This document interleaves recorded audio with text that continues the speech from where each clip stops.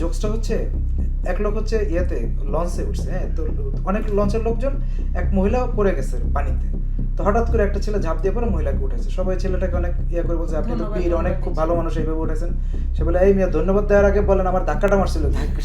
হ্যাঁ, এই ধাক্কা মারার কারণে সে পড়ে গেছে, উঠাইতে বাধ্য হয়েছে। তো মার্টিনেজ ছিল তাই, এরকম। সে ভালো খেলেন, সে বাধ্য হয়েছে, এত পরিমাণে বল আসতেছিল, হ্যাঁ। সে ভালো খেলতে বাধ্য হয়েছে এবং একটার পর একটা সেভ করতে বাধ্য হচ্ছে। বাধ্য।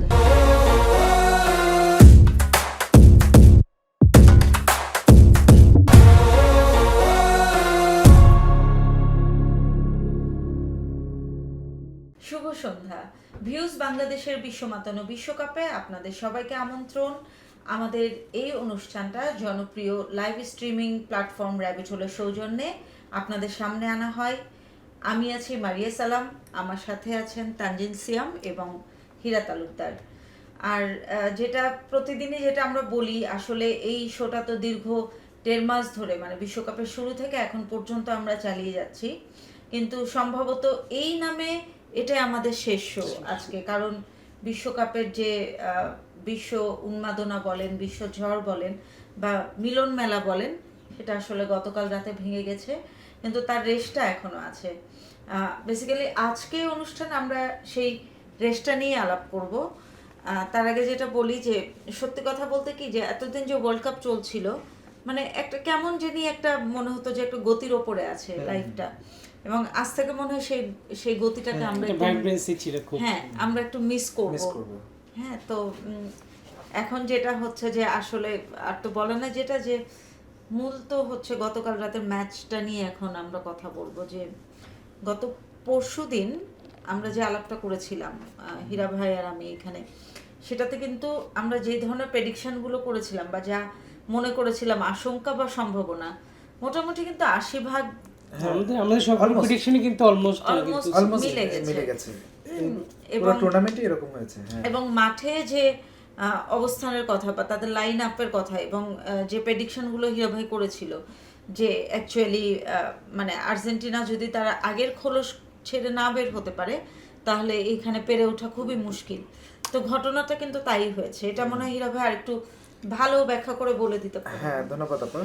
মানে বিষয়টা হচ্ছে যে আমি আগের ওই এপিসোড থেকেই আমি বলি যে এটা খেলার আগে ছিল, খেলার পরে যেটা বলেছেন যে 80 ভাগ, আমি বলবো 80 ভাগ না, আমি যেই কটা কথা বলেছিলাম, হ্যাঁ অলমোস্ট কিন্তু ওইটাই ওইটাই হয়েছে। হয়েছে। আমি বলেছি যে আর্জেন্টিনা যদি তার স্বাভাবিক খেলাটা খেলে, আগে যেটা খেলেছে, হ্যাঁ। এবং স্পেন যদি তার স্বাভাবিক খেলাটা খেলে, যেটা এই টুর্নামেন্টে এই খেলে, তাহলে টুর্নামেন্টে।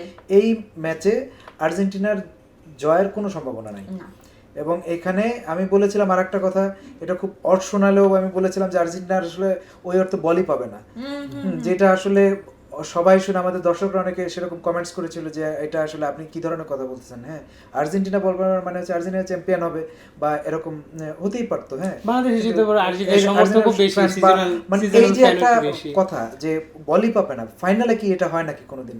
দেখেন, আমি এটা কথাগুলো বলেছিলাম কিন্তু যে গাণিতিক হিসাব করে একেবারে অবশ্যই, পুরো একটা ম্যাচটা সমীকরণ মিলিয়ে। শুরু থেকে, এই শুধু এই টুর্নামেন্ট না, আমি গত 3-4 বছরে যে স্পেনের যে খেলাটা দেখেছি, আর্জেন্টিনার খেলা দেখেছি, ওই হিসাবে আমি বলেছিলাম ওই সমীকরণটা ওই সমীকরণ থেকে, এবং সেই সমীকরণ অনুযায়ী এই বিশ্বকাপে কিন্তু দুই দল একইভাবে খেলেছে। আর্জেন্টিনা এই পর্যন্ত আসারই কথা না। না। আর্জেন্টিনা এই পর্যন্ত এসছে, আমি বারবারই বলেছি যে আর্জেন্টিনার খুবই লাকি টিম, কারণ হচ্ছে তারা শুরুতেই আসছে, কেপভার্দের সঙ্গে খেলা পড়ছে, কেপভার্দে তাদের থেকে শক্তিমত্তা মানে অনেক পেছনে, ranking-এ কম, অনেক পেছনে, কেপভার্দের সাথে স্ট্রাগল করা লাগছে, তারপরে খেললো তারা মিশরের সঙ্গে, সেখানে স্ট্রাগল করলো, তারপরে খেললো মরক্কোর সাথে, ওই যে সুইজারল্যান্ডের সাথে, হ্যাঁ। সেখানে স্ট্রাগল করলো, এবং ইংল্যান্ডের সাথে খেলা, ইংল্যান্ড বড় দল ছিল, কিন্তু ইংল্যান্ডের সাথে হলো উল্টা কাজ। ইংল্যান্ড নিজেরা একটা গোল দেওয়ার পর হঠাৎ করে কি মনে হলো, তারা সব নিচে নেমে গেল, ডিফেন্সিভ হয়ে গেল, এবং তাদের নিজেদের পায়ে নিজেরা কুড়াল মারার কারণে আর্জেন্টিনার সুযোগটা লুফে নিয়ে কিন্তু ফাইনাল পর্যন্ত এসেছে। মানে হচ্ছে ঘটনাক্রমে, আমি আজকে বলি যে সত্যিকার অর্থে আর্জেন্টিনা ফাইনাল খেলেছে ঘটনাক্রমে, আর্জেন্টিনা এই পর্যন্ত আসারই কথা না।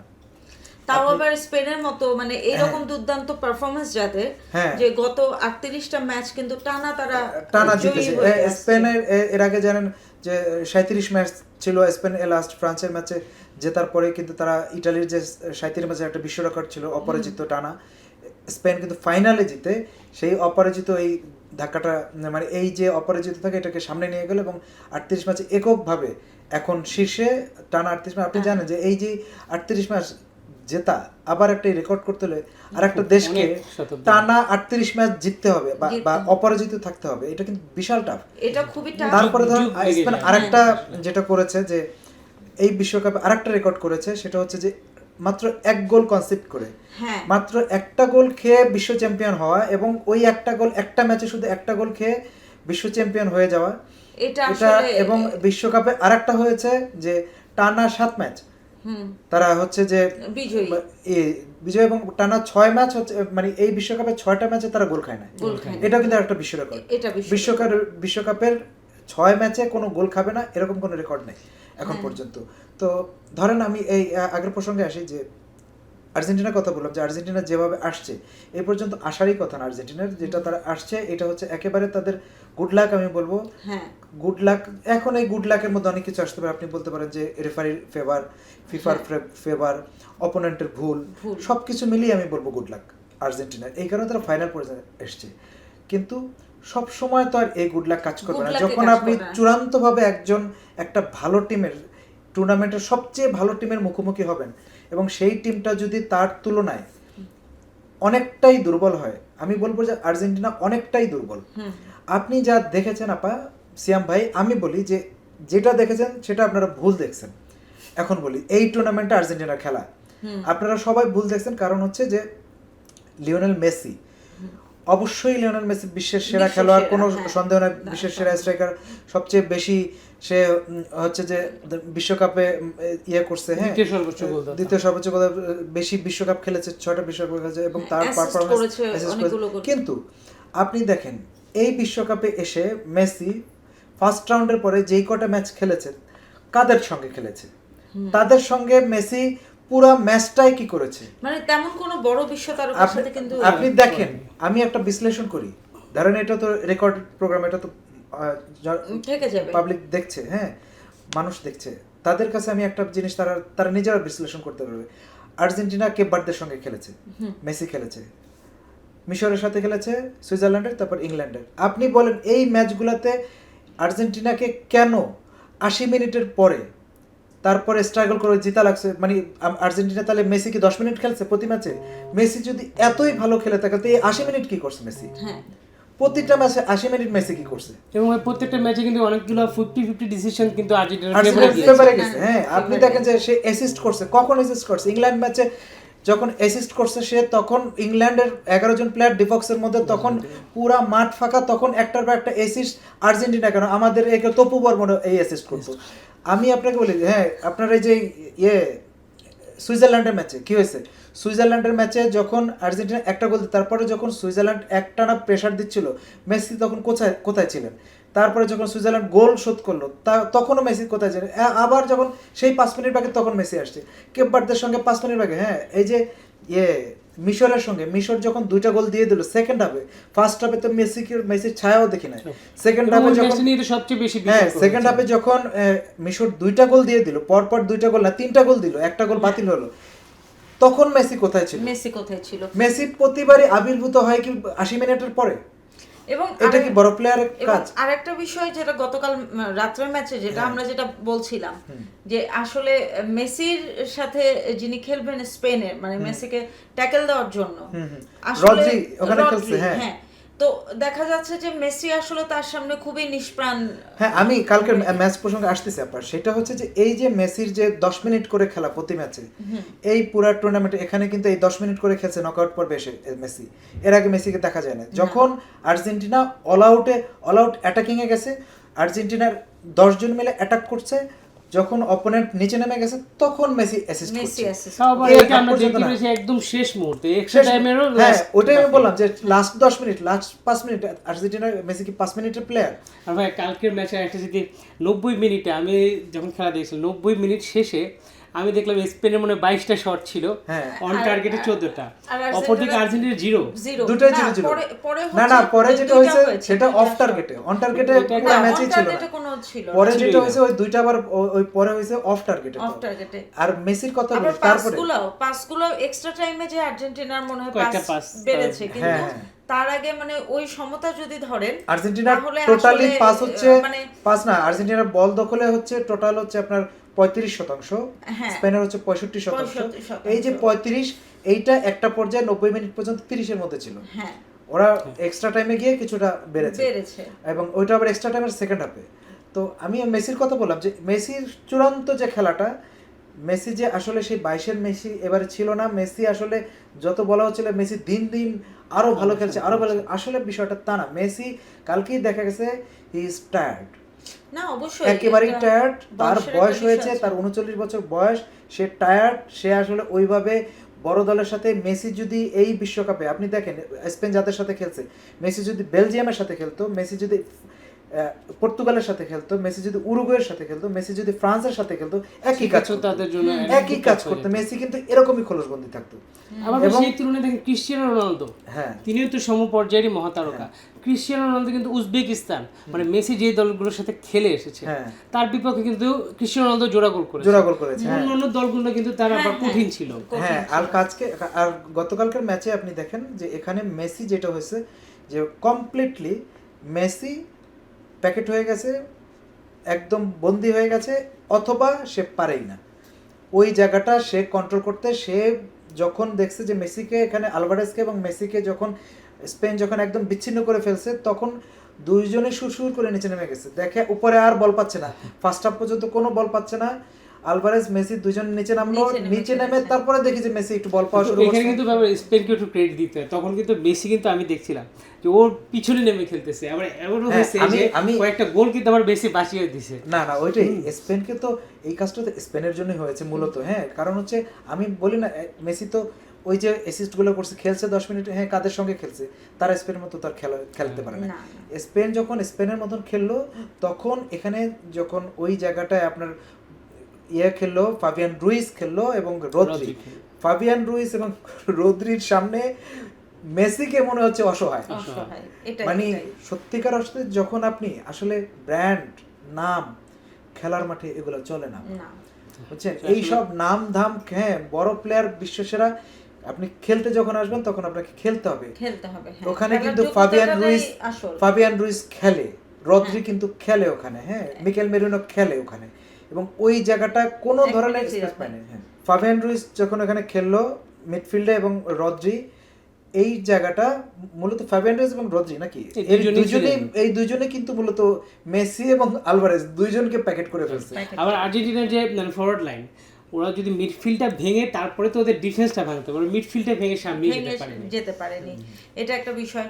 আবার দেখা যাচ্ছে যে যদি এই বিশ্বকাপে আমরা যদি গোলের স্ট্যাটিস্টিক্স একটা নিই, তাহলে স্পেন হচ্ছে মাত্র একটা গোল খেয়েছে, সেখানে আর্জেন্টিনা কিন্তু আটটা গোল খেয়েছে। তো সেই অনুপাতেও কিন্তু 1:8 একটা দেখেন আপা, আর্জেন্টিনা যে গোল খেয়েছে, এই প্রতিটা গোল 8টা গোলে কিন্তু সে ম্যাক্সিমামে হচ্ছে যে এর সঙ্গে ওই যে র্যাঙ্কিং না এই যে র্যাঙ্কিং এর নিচে এবং নকআউট পর্বে একদম সে শুরু থেকে 32 থেকে হ্যাঁ round of 32, round of 16, quarter final, semifinal, final, এমন কোনো ম্যাচ নাই আর্জেন্টিনা গোল খায়নি। হ্যাঁ, সে প্রতি ম্যাচেই একটা দুইটা করে গোল খেয়েছে। হ্যাঁ, প্রতি ম্যাচে একটা দুইটা করে গোল খাইতে আছে। প্রতি ম্যাচে আগে গোল খেয়েছে শুধুমাত্র সুইজারল্যান্ড ছাড়া। সুইজারল্যান্ডের গোল দেওয়ার পর একটু পর আবার গোলটা খেয়ে গেছে। তো এই হচ্ছে আর্জেন্টিনার অবস্থা। আর যদি ধরেন স্পেন, তো আর্জেন্টিনার মতনই খেলছে। আমি বলবো না যে আর্জেন্টিনা খারাপ খেলছে কালকে। আর্জেন্টিনার যেটা খেলার কথা, তার যতটুকু সামর্থ্য সে অতটুকু খেলছে, এবং স্পেনও তার যতটুকু সামর্থ্য ততটুকু খেলছে। স্পেনের সামর্থ্য হচ্ছে হিমালয় পর্বত, আর্জেন্টিনার সামর্থ্য হচ্ছে আমাদের কেউ করার আমি। হ্যাঁ, তো শুধু আর্জেন্টিনাই না, মানে স্পেন যে খেলাটা দেখালো এই বিশ্বকাপে আসলে অন্যান্য দলগুলোর থেকে বলবো যে স্পেন যোজন এগিয়ে আছে। স্পেনের সামনে খুব ম্লান হয়ে গেছে। আপনি এইখানে আমি যদি বলি যে স্পেনের যদি লাইন আপটা দেখেন, আপনি স্পেনের যে পুরা টুর্নামেন্ট, আজকে তো শেষ দিন, আমরা বলি যে পুরা টুর্নামেন্টে তাদের যে পাও কুবার্সি এত দুর্দান্ত খেলেছে। এই ডিফেন্ডার, সে কিন্তু পাও কুবার্সির বয়স কত আপনার 20 বছর বয়স, সে কিন্তু উপরে উঠেও খেলছিল, উপরে উঠে খেলে, নিচে খেলে। তারপরে আপনার আরেকজন হচ্ছে তাদের পেদ্রো পোরো, সে হচ্ছে 2টা গোলও দিয়েছে, সেন্টার ডিফেন্ডার। পাও কুবার্সি কিন্তু এবার সেরা উদীয়মান খেলোয়াড় হয়েছে, 19 বছর বয়স প্রত্যেকে। তারপরে লোপার্তে লোপার্তে তো এম্পায়ার ল্যাপার্তে হচ্ছে স্পেনের সেরা ডিফেন্ডার, কাগজে কলমেই, সে তো খেলবেই স্বাভাবিক। এবং লেফট ব্যাক কুকুরেলা এই স্পেন যতক্ষণ খেলছে এই টুর্নামেন্টে কুকুরেলা ততক্ষণ খেলছে। কুকুরেলা কিন্তু শুরু থেকে নামে শেষে এবং ফাইনাল পর্যন্ত। এমনকি তাদের বেঞ্চে যারা ছিল, যারা পরে নেমেছে, আপনি দেখেন নিকো উইলিয়ামস পরে নামলো, ফেরান তোরেস, আপনি দেখেন ফেরান তোরেস, তারপরে আপনার এই যে নিকো উইলিয়ামস, পেদ্রির মতন প্লেয়ার। পেদ্রি পৃথিবীর অন্য কোনো দেশে হইলে এটা প্রথম একাদশে খেলতো এবং হচ্ছে সে 90 মিনিট খেলানো লাগতো, কারণ এই পেদ্রো হচ্ছে পৃথিবীর অন্যতম সেরা মিডফিল্ডার। সেই পেদ্রোকে তারা হাফ টাইমের পরে না 60 মিনিট 70 মিনিটে পরে নামায়, এক ম্যাচে দেখেন 80 মিনিট পরে নামায়। তারপর আবার মিকেল মেরিনো তো দরকার নাই, মিকেল মেরিনো, এখন মিকেল মেরিনোকে নামাবে, উইলিয়ামসকে নামাবে কোন জায়গায়? ধরেন উইলিয়ামস একটু চোটে ছিল, তা উইলিয়ামস তাদের সেরা উইঙ্গার, এত সন্দেহ নাই। তো নিকো উইলিয়ামস কালকে একদম শেষে নামাচ্ছে, কারণ হচ্ছে উইলিয়ামসের পরিবর্তে ওখানে যে খেলে অ্যালেক্স বায়ানা তো যেই ধরনের তার ড্রিবলিং, যেই তার গতি এবং প্রেসিং, অ্যালেক্স বায়ানাকে একটা সময় মনে হয় সে কি স্ট্রাইকার নাকি উইঙ্গার নাকি মিডফিল্ডার, এমন কোনো জায়গায় মাঝে মাঝে ডিফেন্সে, মানে অ্যালেক্স বায়ানা হচ্ছে তাদের একটা সম্পদ আমি বলবো। হ্যাঁ, অ্যালেক্স বায়ানার থেকে টেকনিক্যালি অনেক বেশি সাউন্ড হচ্ছে নিকো উইলিয়ামস, কিন্তু অ্যালেক্স বায়ানা হচ্ছে যে এই টুর্নামেন্টে জীবন দিয়ে যে খেলা এবং তার সামর্থ্যের সবটুকু না তার থেকেও বেশি দেওয়াটা, এই অ্যালেক্স বায়ানার কথা কেউ বলে না, হয় তার কেউ বলবেও না। আমি দুইটা প্লেয়ারের কথা বলি, দুই কোনার দুইজন যাদের কথা কেউ বলে না, আমরা বড় প্লেয়ারদের কথা বলি, একটা হচ্ছে অ্যালেক্স বায়ানা, একটা হচ্ছে পেদ্রো পোরো। এই দুইটা প্লেয়ার কিন্তু স্পেনের সম্পদ, এটা নিয়ে কেউ আলোচনাও করে না, কেউ তাদের নামও জানে না। দুর্দান্ত এই পুরো টুর্নামেন্টটা তারা খেলেছে এবং একটা সময় ট্রল হচ্ছিল যে ওই গোল পোস্টের মধ্যে বালিশ নিয়ে তাদের গলি হচ্ছে যে ঘুমাচ্ছে, কারণ আসলে ওই অ্যালেক্স বায়ানা আর পেড্রো পোরো, এরা যে এদের যে তাদের, আপনি কালকেও তাদের ডিফেন্স, আমি অবশ্য কালকে খেলা যদি আপনি বলেন যে আমি কালকে ডিফেন্সও ভালো খেলছে, ডিফেন্স তো এই টুর্নামেন্টের ডিফেন্সটা দুর্দান্ত খেলে অ্যালেক্স, এখানে আপনার পেদ্রো পোরো, পাউ কুবার্সি, লাপার্তে এবং কুকুরেলা চারজনে দুর্দান্ত খেলেছে, কোনো সন্দেহ না। কিন্তু কালকের ম্যাচটায় এই চারজন ওইভাবে খেলা লাগে না, কারণ হচ্ছে এমন ভাবে মিডফিল্ড কভার করছে, মানে এইটা আনবিলিভেবল। সিমনের কাছে তাদের স্পেনের গোলকিপার সিমনের কাছে বল যাবে কি? আরে বাবা, কালকে তো ডিফেন্ডারের কাছেই বল যায় না। আমরা যখন খেলা দেখছিলাম আমরা বলে এটা আলোচনা করছিলাম যে সিমন মনে হয় ওইখানে পেনাল্টি প্র্যাকটিস করছে, যদি লেগে যায় এই হিসাবে তো কিছু করার নাই। আমি পুরো ম্যাচে একবার মনে হয় সিমনকে একটা শট নিতে দেখেছি, জাস্ট একবার শট, তাকে শট নিতে কয়েকটা কারণ হচ্ছে তার কাছে সিমনের কাছে ব্যাক পাস দিছিল, এইজন্য শট আর্জেন্টিনার কেউ দেয় না। সিমন কিন্তু আরো অনেক এগিয়ে এসে খেলছে এবং বক্সের বাইরে এসে খেলছে। কালকে দেখলাম যে সিমন তো দূরের কথা, তাদের ওই যে ডিফেন্ডাররাই বল পাচ্ছে না, মানে স্পেনের ডিফেন্ডারই ঠিক মতন কিন্তু বল পায় না। কালকে অ্যালেক্স বায়ানাকে ওই পেড্রো পোরোকে দেখলাম অনেক উপরে উঠে গেল, আর কুকুরেলা পুরোটা টাইম কালকে ডিফেন্স ঠিক মতো খেলেই না, পুরোটা টাইম মিডফিল্ড খেলেছে। কারণ তো এখানে আছে ঠিকই দিচ্ছে, একটার সাথে একটা রিলেটেড, যখন ডিফেন্সে চাপ না পড়বে তখন ডিফেন্ডার, ওই যে কুকুরেলার মতন যারা ডিফেন্ডার আছে, যারা হচ্ছে যে সব সময় উপরে উঠে খেলে, এই কুকুরেলা কালকে কি করছে, ডিফেন্সে যেহেতু প্রেসার নাই, আলভারেজের কোনো খবর নাই, মেসির মাঝমাঠে, তখন কুকুরেলা করলো আস্তে উপরে ওভারল্যাপ করলো, সে উপরে উঠে খেললো। তখন হয়েছে কি, তাদের যে তিনজনের মূল মিডফিল্ডার সেটা হয়ে গেছে চারজন, তখন মিডফিল্ড আরো শক্তিশালী হয়ে গেছে। এবং সবচেয়ে ইন্টারেস্টিং করে তাদের যে আপনার একটা পর্যায়ে যে আপনার তাদের যে একমাত্র মিডফিল্ডে কালকে চোখে পড়ছিল একজন খেলছে, সে হচ্ছে আর্জেন্টিনার, সে হচ্ছে এনজো ফার্নান্দেজ। সে তো লাল কার্ড খেয়ে যখন গেল, সে টেম্পার লুজ করছে কোন জায়গায়, সিএম ভাই বলতেছিলেন না তখন যে টেম্পার লুজটা করছে, যখন টেম্পার লুজ করে না, সে ইচ্ছা করে করছে এটা। সে যখন হলুদ কার্ডটা ওখানে খেলো যেটা ইয়েতে একদম ওইটা গোল করে, ওইটা কিন্তু স্পেনের গোল হয়ে যায়। সে ছিল তাদের একদম ডি বক্সের লাইনের উপরে দাঁড়ানো, লাস্ট ম্যান, এবং সে যদি ওটা না ফেলে দেয় তাহলে হচ্ছে তারা গোল খেয়ে যায় আর্জেন্টিনা। ইচ্ছা করে ফেলেছে এবং সেটার জন্য সে হলুদ কার্ড লাল কার্ড খেলো। এই লাল কার্ড সেই একমাত্র কিন্তু খেলতে ছিল এনজো ফার্নান্দেজ, পুরো মিডফিল্ডে চেষ্টা করছিল যে রদ্রিদের সঙ্গে মোটামুটি পেসটা দেওয়ার জন্য, ফাইট দেওয়ার জন্য। সে যখন লাল কার্ড খেলো, আসলে তাদের অ্যাটাকিং তো ছিলই না, পরে গেছে মিডফিল্ডও চলে গেছে। গতকালকে ম্যাচে কিন্তু আর্জেন্টিনার সবচেয়ে ভালো খেলছে হচ্ছে তাদের গোলকিপার এমিলিয়ানো মার্টিনেজ। যদি এমিলিয়ানো মার্টিনেজ এরকম পারফর্ম না করতো তাহলে কিন্তু আরো অনেক গোল খেত। আসলে আমি এটা আমরা যেটা বলছিলাম যে আচ্ছা, আমি যদি আজকে লাস্ট দিন একটা জোকস বলি, হ্যাঁ, জোকসটা হচ্ছে এক লোক হচ্ছে ইয়েতে লঞ্চে উঠছে, হ্যাঁ, তো অনেক লঞ্চের লোকজন, এক মহিলা পড়ে গেছে পানিতে, তো হঠাৎ করে একটা ছেলে ঝাঁপ দিয়ে পরে মহিলাকে উঠেছে, সবাই ছেলেটাকে অনেক ইয়ে করে বলছে আপনি তো বীর, অনেক খুব ভালো মানুষ, এইভাবে উঠেছেন। সে বলে এই মিয়া ধন্যবাদ দেওয়ার আগে বলেন আমার ধাক্কাটা মারছিল। হ্যাঁ, এই ধাক্কা মারার কারণে সে পড়ে গেছে, উঠাইতে বাধ্য হয়েছে। মার্টিনেজ ছিল তাই, সে ভালো খেলেন, সে বাধ্য হয়েছে, এত পরিমাণে বল আসতেছিল, সে ভালো খেলতে বাধ্য হয়েছে এবং একটার পর একটা সেভ করতে বাধ্য হচ্ছিল। সে আসলে ওই ভালো মানে নিজের থেকে যে বড় প্লেয়ার, কালকে দেখেন সেরা গ্লাভস কে পেয়েছে, মানে গোল্ডেন গ্লাভস, হ্যাঁ, এটা তো পাইছে সিমন, তাই না? এটা তো সে পায় না, কারণ হচ্ছে সে একের প্রতিটা ম্যাচে পারফর্মও কিন্তু অতটা, প্রতি ম্যাচে সে অনেকগুলো গোল করেছে, হ্যাঁ, গোল খেয়েছে। এবং এত পরিমাণে তাকে তার ডিফেন্স, আর্জেন্টিনার ডিফেন্স এত দুর্বল, এরকম যদি দুর্বল ডিফেন্স এবং দুর্বল মিডফিল্ড, হ্যাঁ, আর্জেন্টিনার অ্যাটাকিং মোটামুটি বেশ ভালোই ছিল পুরো টুর্নামেন্টে, কিন্তু তাদের পুরো টুর্নামেন্টে তাদের মিডফিল্ড এবং ডিফেন্স এত খারাপ ছিল যে আমি এটা খেলার আগে বলছি, আজকে খেলা শেষ হয়েছে দেখে বলছি তা কিন্তু না, আমি কিন্তু খেলার আগে এটাই বলেছিলাম, এই কথাটাই বলছিলাম যে তাদের মিডফিল্ড এবং ডিফেন্স আর্জেন্টিনার একেবারেই মানে সাদা মাটা, এবং ওটা 30-40 র্যাঙ্কিং এ যারা আছে তাদের লেভেলে। তো এই জায়গাটা যখন একটা দলের মিডফিল্ড এবং ডিফেন্স এত দুর্বল থাকে, তখন কিন্তু ওই দলের গোলকিপারকে সবসময়, বাংলাদেশে আপনি দেখবেন আগে আমাদের যে বিপ্লব খেলতো, সে বিপ্লব থাকতো সেরা গোলকিপার, কারণ হচ্ছে এত পরিমাণে সেভ করা লাগতো, পুরাটা টাইম 90 মিনিটে খালি সেভ করতো। তো এটা হচ্ছে আর্জেন্টিনার গোলকিপার এই কাণ্ড করছে, আর হচ্ছে এই আসার কারণে বল সেভ করতে হয়েছে, তাকে বাধ্য হয়েছে, এটার জন্য সেভ করছে। আর কালকের ম্যাচে আমি বিশেষত হচ্ছে যে আমি এটা ধন্যবাদ দেবো আর কি, এটা হচ্ছে যে এই টুর্নামেন্টের উনাই সিমন হচ্ছে গ্লাভস, হ্যাঁ, তো সেরা গোলকিপার, তারপর হচ্ছে সেরা এবারের ম্যান অফ দ্য সিরিজ হচ্ছে রদ্রি হার্নান্দেজ। এবার হচ্ছে এটা নিয়ে কিন্তু আবার অনেকে বলছে যে এটা আসলে মেসিকে দিলেই পারতো, তার শেষ ফুটবল ছিল, মেসিকে এটা তো শেষের বিষয় না, আসলে যে ভালো করবে তাকে দাও, যে আসলে দিয়ে দেওয়া, এটা কি দিয়ে দেওয়া, এটা তো আমার বাসার কোনো বিষয় না, আমার বাসার কোনো শোপিস না, আমি দিয়ে দিলাম।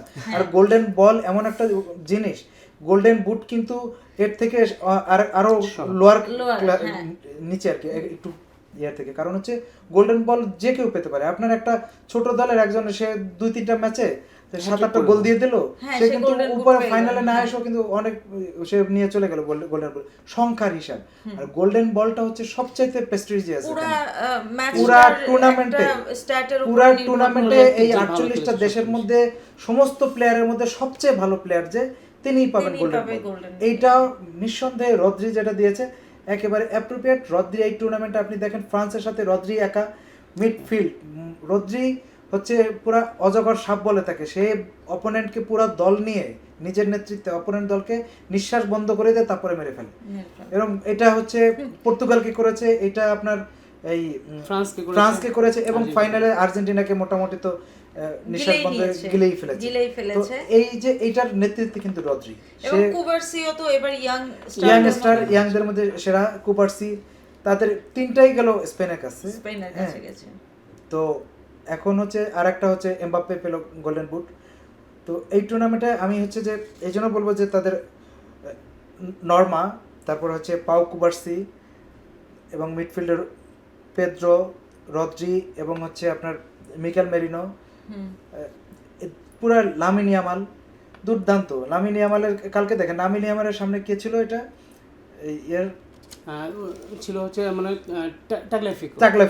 টাগলাফিকো কালকে পাগল হয়ে গেছে। লামিন ইয়ামাল কি করছে কালকে দেখেন, লামিন ইয়ামাল কিন্তু কালকে ক্রস দেয় খুব একটা, সে কয়েকবার বলটাকে পেঁচাই নিয়ে টাগলাফিকোরে কতক্ষণ ঘুরায় টুরে আবার বলটা আরেকজনের কাছে পাস দিয়েছে, আবার তার কাছে, আবার টাগলাফিকো একটা পর্যায়ে গিয়ে সে টায়ার্ড হয়ে গেছে, সে আর তার সাথে দৌড়াচ্ছে না, সে ছেড়ে দিচ্ছে যে ও আর কত দূর যাবে, ওখানে গিয়ে আরেকজন। এই টায়ার্ডনেসের কারণে কিন্তু পরে কিন্তু আবার আমরা দেখলাম যে আর্জেন্টিনার প্লেয়ার খুব ফ্রাস্ট্রেটেড হয়ে গেছিল, তারপরে আমরা কিন্তু নোংরা কিছু দেখলাম যে তারা মারামারি করছে, এটা এই ধরনের আমরা দৃশ্য দেখতে পেয়েছি, লাল কার্ড খেলো। এবং এই বিশ্বকাপ ফাইনালে যে লাল কার্ডের যে 7টা আছে, এর মধ্যে 4টায় আসলে আর্জেন্টিনা খেয়েছে, তার মধ্যে আজকে গতকালের ম্যাচে 2টা। তাদের কোচও দেখলাম হলুদ কার্ড খেয়েছে। যদি আপনি ম্যাচের পরে আবার দেখবেন যে ইয়ামাল এবং এই স্পেনের গোটা টিমটাই কিন্তু মেসিকে খুব পছন্দ করে, লা মেসি থেকেই তো তারা এসেছে বেশিরভাগ খেলোয়াড়। তো সেক্ষেত্রে এরকম তো হওয়ার কথা না। এরপরে আর্জেন্টিনা যে কেন এরকম করলো এটা আসলে খুব অবাক এটা ওই যে একটা বড় আসরে এসে তারা এই পারফরম্যান্স, মানে এটা হয়তো অনেকটা নিজেদের ফ্রাস্ট্রেশনের এটাই তারা আমারও সেটা মনে হচ্ছে যে আসলে মুদ্রা কথা এটাই, নিজেদের ফ্রাস্ট্রেশন থেকে। এবং যখন আর্জেন্টিনা মানে ম্যাচের কোনো পর্যায়ে ফার্স্ট হাইড্রেশন, তারপরে মাঝখানে ব্রেক, পরের হাইড্রেশন ব্রেক, মানে কোনো পর্যায়ে কোনো নিয়ন্ত্রণ ছিল যখন না, কিন্তু অতিরিক্ত সময় গেল পুরা এই ম্যাচে কখনোই খেলায় ছিল না আর্জেন্টিনা, যে কারণে আর্জেন্টিনার টোটাল টিম ফ্রাস্ট্রেটেড ছিল। এবং তাদের এই ফ্রাস্ট্রেশনের একটা বহিঃপ্রকাশ কিন্তু খেলার মধ্যে ছিল। খেলার পরে আপনি দেখেন লিয়ান্দ্রো পারদেস, তো পারদেস হচ্ছে যে খেলার পরে আপনি যেভাবে করে গাভিকে, স্পেনের মিডফিল্ডার গাভিকে খেলা শেষ গলা চেপে মানে এইভাবে করে মোচড় দিয়ে নিচে ফেলে তারপরে এই জার্সি কভার টেনে ধরে এইভাবে করে তাকে ঘুষি দিতে যাচ্ছে, আরেকজন প্লেয়ার ছিল সামনে, সে একটু করলো, মানে এইটা তো কোনো সভ্য মানুষের কাজ না। তো এটা হচ্ছে হুগো আলমাইদা আরেকজন খেলোয়াড় আছে, সেও দেখলাম যে ও আবার স্পেনের আরেকজন খেলোয়াড়কে ধাক্কাধাক্কি করছে, শেষ সীমায় চলে গেলে জাস্ট এরকম আচরণগুলো হয়। তো কালকে রোমেরো যেই কাজটা করছে, রোমেরো যেই পরিমাণ পেশি দিয়ে খেলছে, পুরাটা ম্যাচ পেশি দিয়ে ধাক্কা ধাক্কি লাথালাথি, হলুদ কার্ডও খেয়েছিল রোমেরো।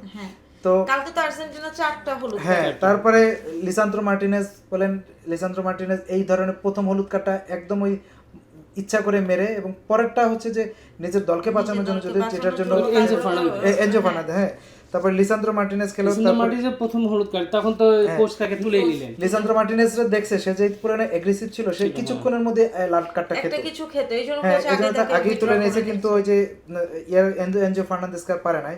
তারপরে আপনি দেখেন ম্যাকঅ্যালিস্টার, তাদের হচ্ছে সবচেয়ে বড় সুপারস্টার মিডফিল্ডে, যে ম্যাকঅ্যালিস্টার কালকে মানে ফুটবল খেলবে না পায়ে খেলবে, আমার কাছে মনে হচ্ছে পায়ের উপরে মারতেছে।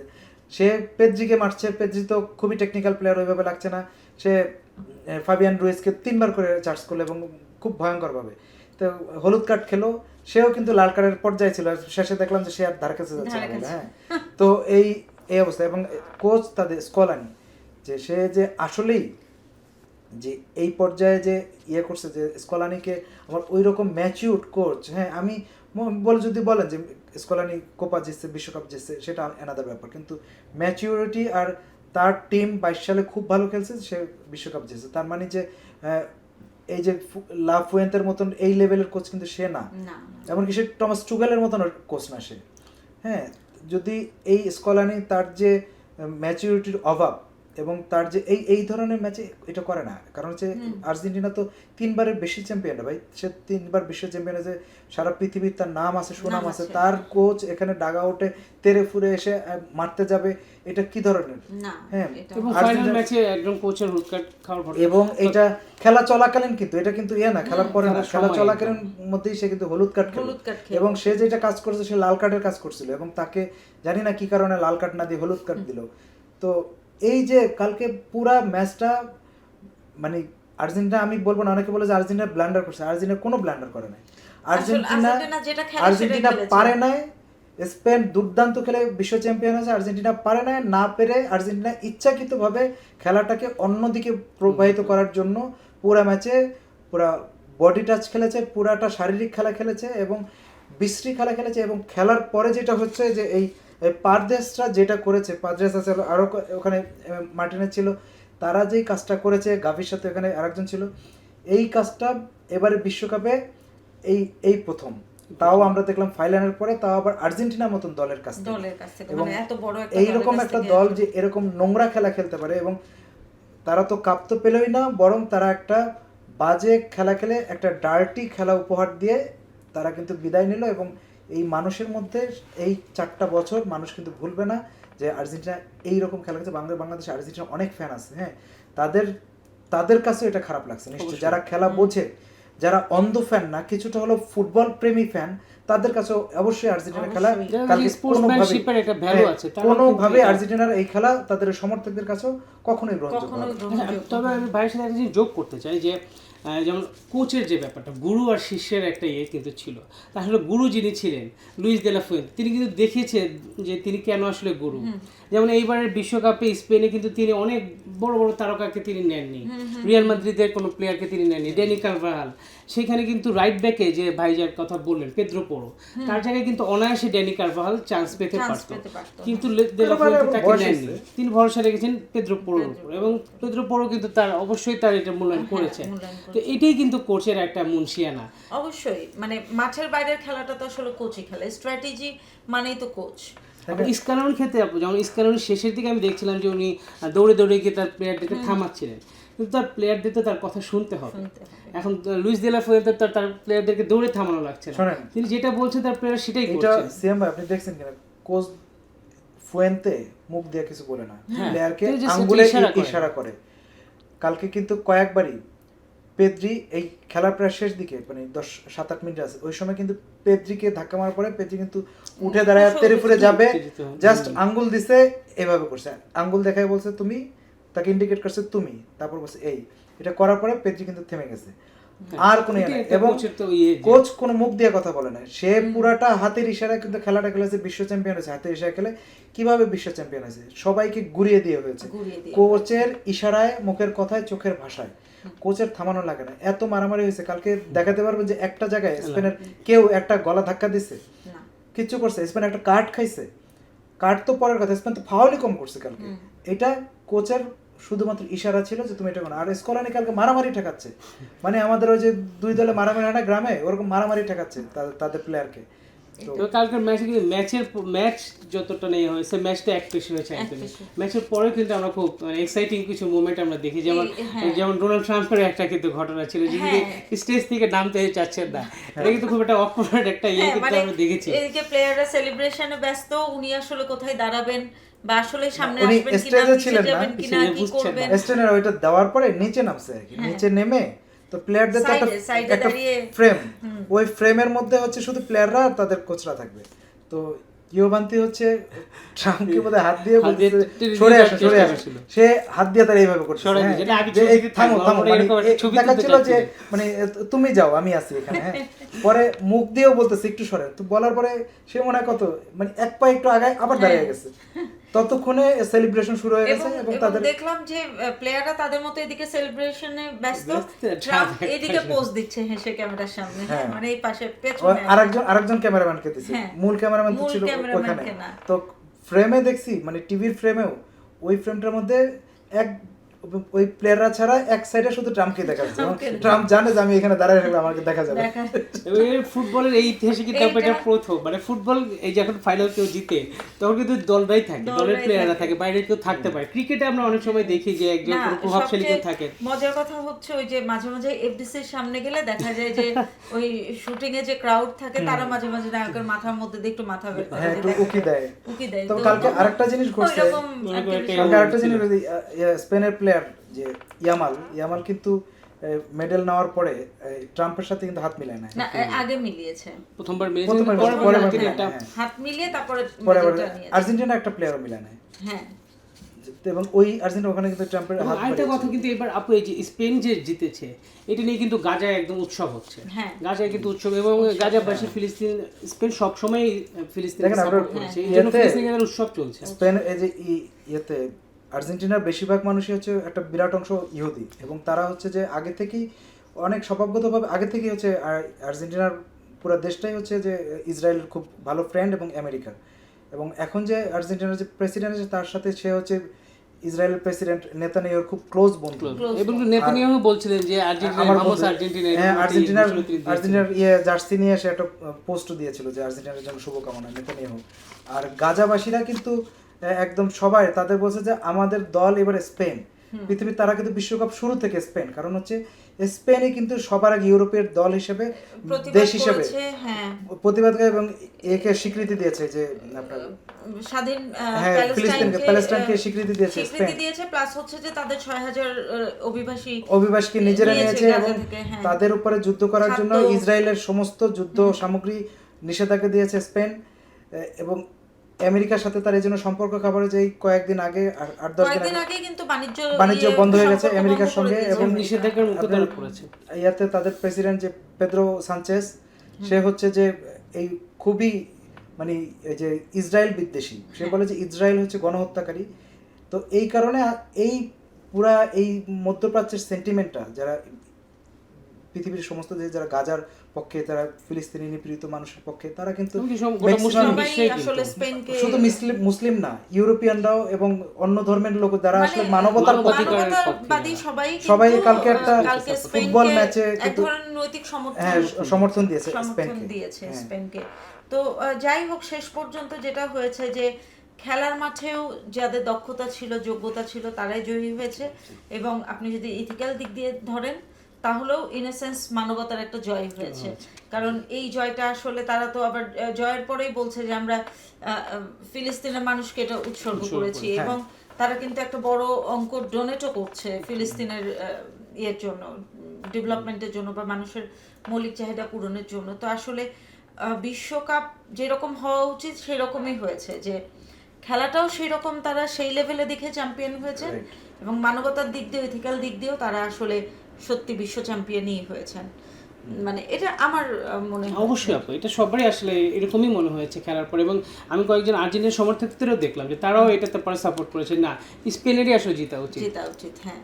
তো মানে এটাই আসলে কথা, যে শেষ পর্যন্ত আমরা এই আসর থেকে যেটা প্রত্যাশা করছিলাম যে ভালো ফুটবলের জয় হবে, সেটাই হয়েছে। এবং আরও একবার যেটা হয়েছে যে এই আসরের মাধ্যমে বিশ্বের যে মানবতাবাদী যে মানুষরা, তারা আবার এক সূত্রে কিন্তু বাধা পড়েছে। আমি একটু শেষে 1 মিনিট আপনাকে বলি শেষ করার আগে, সেটা হচ্ছে যে স্পেনের কথা বলি। স্পেনের সবার কিন্তু বয়স এখন এভারেজ কিন্তু 23, কারো 19, 18, 20, 22, 23, এই যে কুবার্সি যারা সেরা হলো, ইয়ামাল, পেদ্রি, হ্যাঁ সবাই কিন্তু এই ধরনের বয়স বা 26।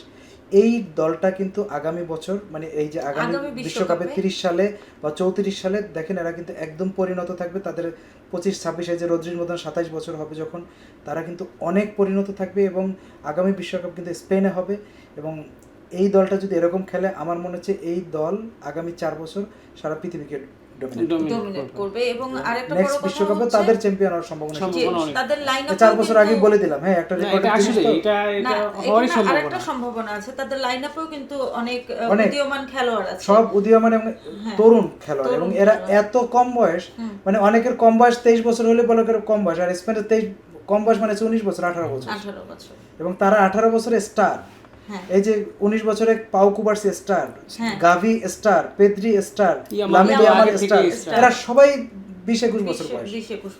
তো এরা কিন্তু আগামী বিশ্বকাপে, এই জন্য আমি বললাম যে 4 বছর আগেই বলে, আমার মনে হচ্ছে এরকম চললে আগামী বিশ্বকাপে স্পেনে আবার জয়ের সম্ভাবনা আছে। আবার হ্যাঁ, তো আমাদের এটাই প্রত্যাশা যে আসলে যারা দক্ষতার মধ্যে দিয়ে ভালো ফুটবল খেলে এই বিশ্বকাপটা জয় করেছে, তারা এই জায়গাটা ধরে রাখবে। এবং আমি জানি না যে আগামী বিশ্বকাপে আসলে নতুন চ্যাম্পিয়ন হবে নাকি আমরা স্পেনকেই আবার চ্যাম্পিয়ন হিসেবে পাবো। তবে যেটাই হোক, বিশ্ব মানবতার জন্য এবং ফুটবলের জন্য আমাদের শুভকামনা থাকবে। ধন্যবাদ।